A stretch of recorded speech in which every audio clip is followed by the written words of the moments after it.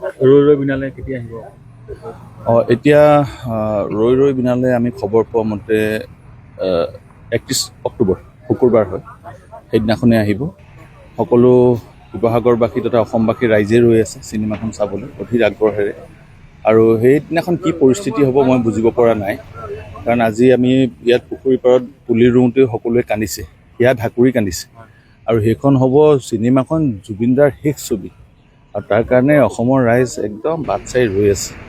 আৰু আমি চিনেমা হলৰ স্বত্বাধিকাৰ হিচাপে এটা অনুভৱ কৰি আছোঁ, আমিও ৰেডি হৈছোঁ কেনেকৈ ধৰণে আমি শুশ্ৰূষা কৰিব লাগিব আগন্তুক দিনত ৰাইজক।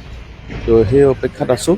কিন্তু এটা কথা আমালৈ সঘনাই ফোন আহি আছে যে বোলে সাৱধান থাকিব দেই হৰিদা, আমালৈ বোলে চকী নালাগে, আমাৰ চিট কেপাচিটি 500, বোলে আপোনাৰ চিট কেপাচিটি হৈ যোৱাৰ পিছতো কিন্তু আপোনালোকে ধাৰি দিয়ে পীৰা দিয়ে কিন্তু আমাকতো দিব লাগিব।